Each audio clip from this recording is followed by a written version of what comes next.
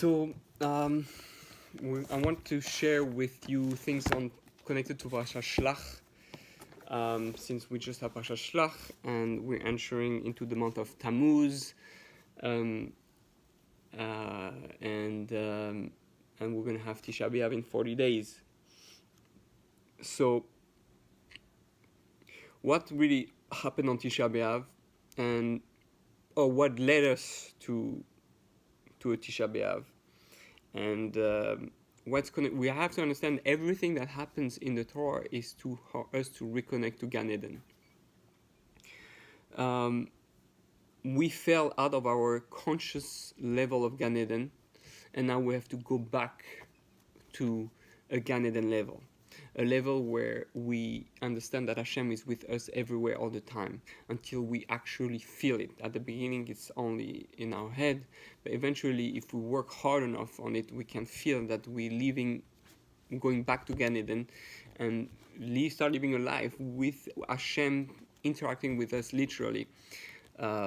With angels and even evil forces. That's what people like the Arizal, the Baal Shem Tov lived on that level. Eliyahu Hanavi and the generation like Moshe Rabbeinu, all that.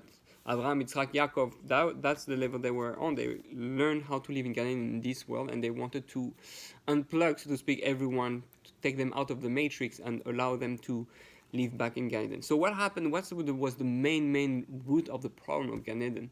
The main root of the problem in Gan Eden and the challenge of the Etz Hachem, Etz Hadas, was living a life that is more the struggle is like that. Or I live a life completely independent of God, detached from God, and just do completely just what I want, and I do my own thing, detached. Or I live a life where I'm in a complete relationship with God. So the first one is completely male. It's a male approach where I do whatever I want. I'm similar to God. I have tremendous potential and I use my potential any way I want. That's the male approach, and actually this is why Chava was sent. Eve was sent as an Ezek Anegdo to help him not think he's God, first of all, and to learn that part of him has to be female, that part of him that it was hidden. That's why she came out of him, to understand that I have to have that relation with God. There's something that's not just about me, it's about my relationship, and working to become a female power. So we all have that in us, a male and female struggle. Okay, so this is how it started, and Adam Arishon fell in understanding how to be a female, and he had to go back into the world, and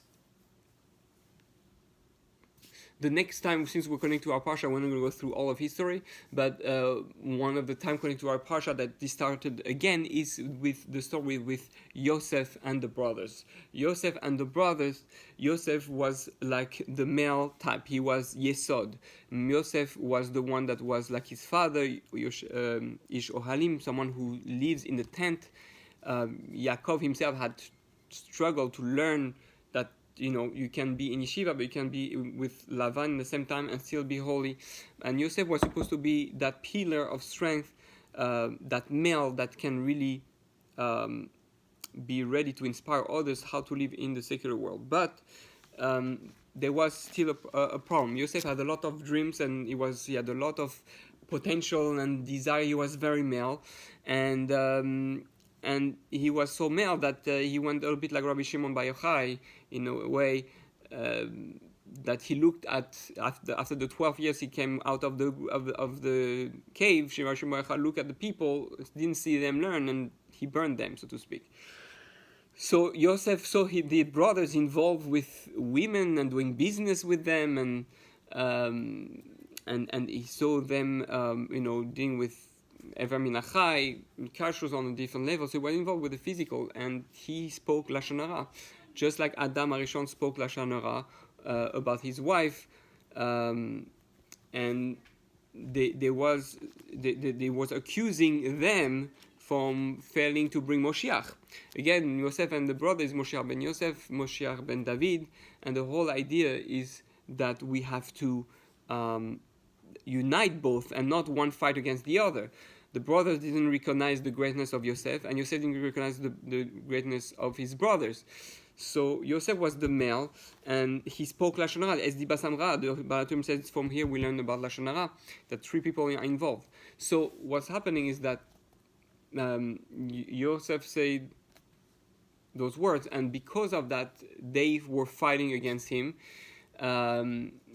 It's as if the wife gave the fruit, so to speak. Oh yeah, you don't want to be female, you don't think female is important, eat from the fruit and you're going to become female, you're going to see what it means to be a female, you see what it is to be in our world. And so Joseph was thrown in a way into the world of the physical with all the temptation and all that. And Joseph kind of survived. He was a hero in a way, even though there was some strong challenge with the wife of Potiphar, where there was some seeds that fell. But the idea is that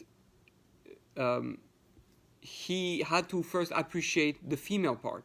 We have to appreciate our female part, the female involvement in the world, that is that it's important.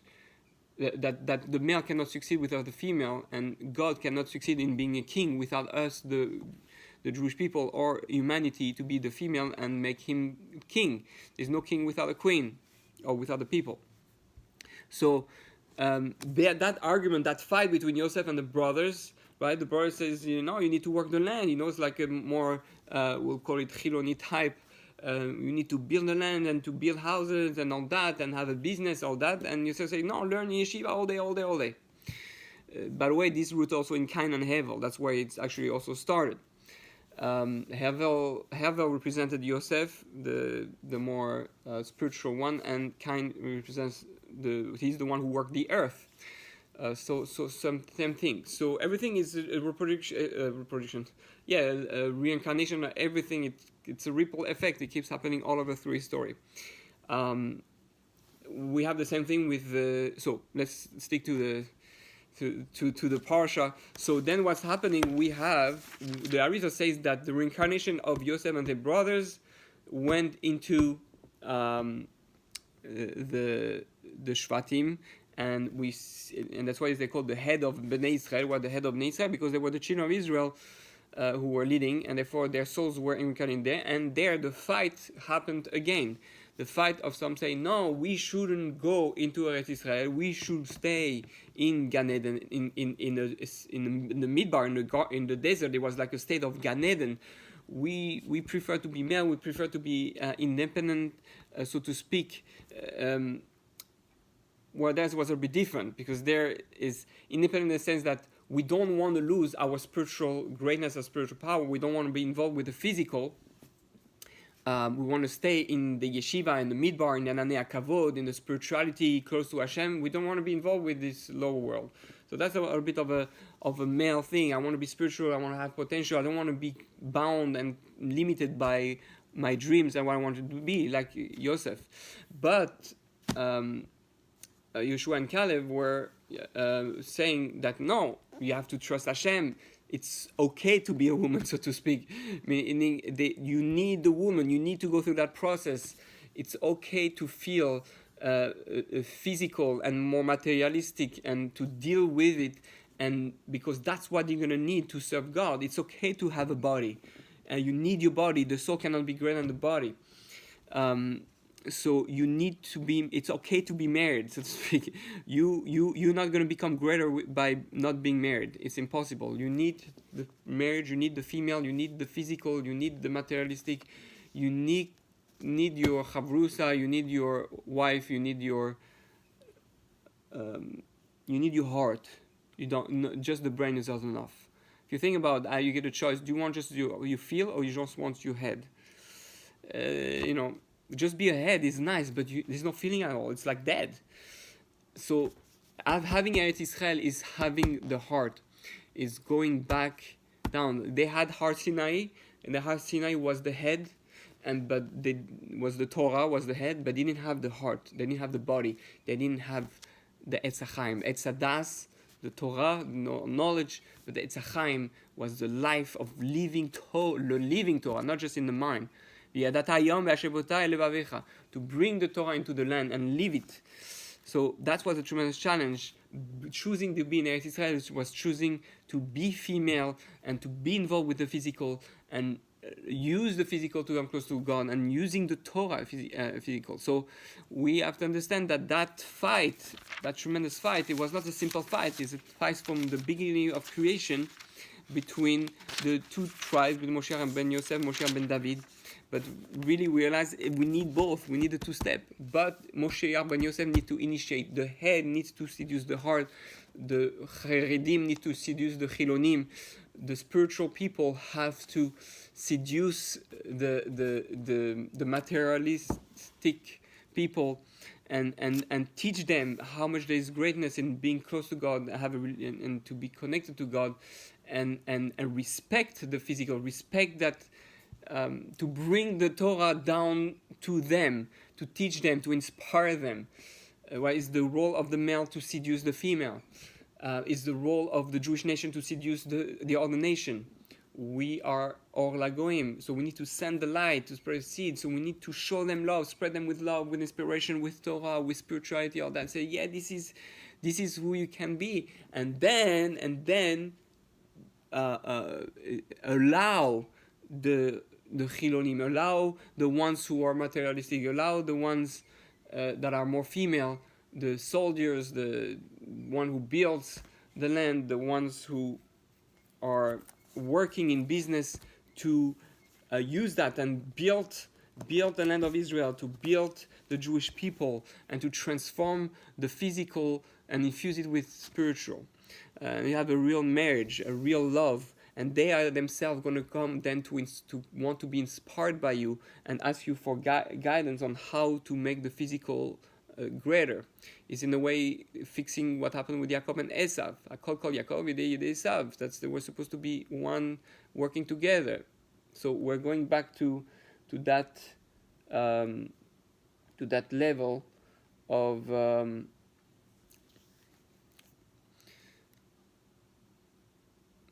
to that level of avoda, and so we need to realize that this is our struggle.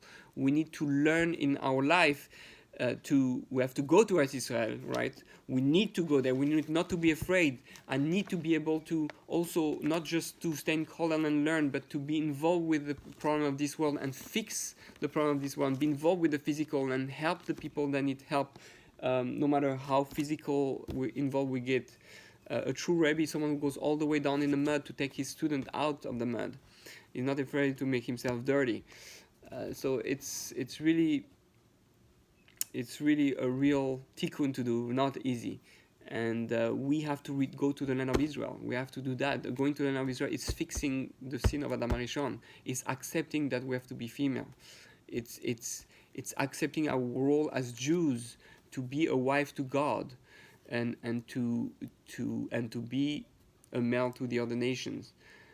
So we have that complete dynamic, and it needs to be a balance. And we need to work on our marriage. That's where the marriage, while so much problem in marriage and role and gender roles, both are incredibly important. Both are important. Both need each other, and both have to complement each other, complement. So that's a little bit what happened. And in a way, now it comes to Parshas Korach. Korach says we can all be male. Korach things like, why Moshe you because the Levim represents the female technically, and say, oh, but why can I be female also? We are all holy, we all Techeles, we all Malchus, we also God. But Moshe say, no, some of you have to be male and some of you have to be female. You Korach, you're female. There's nothing greater than that. Why do you want to be male like me, Moshe Rabbeinu? See, I'm male, and it's a different thing. We need both. Both are important. It's not because you're Levi, it's because you're number two after the Kohen that it means that you're lower. The Levi and the Kohen are as important. They complete each other. It brings about that marriage between Kohen and Levi brings about the marriage brings about Israel. It's an enable to Israel. But if one start fighting with each other, is you have Yaakov fighting with Esau, and we have Yosef fighting with the brothers, and the Korach fighting with Moshe, then um, we're not, because Moshe went to the stage of feminine to, well, actually no, he was a bit both. He was supposed to be Cohen, which is Cohen is more the Chesed, and the Levi is the Gvura, which is male female. So we had that dynamic here too. And Moshe said, you have to, you don't understand, being the female is the most wonderful thing. Accept your position.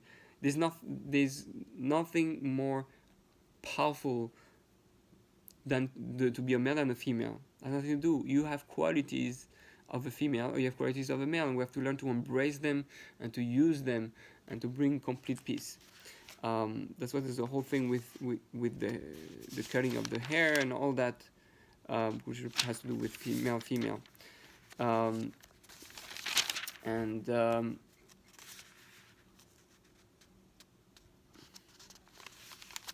anyway, after it's a whole proving of Aaron's greatness, Aaron who is the Cohen, and how they're both important. So may we be able to achieve that unity very quickly.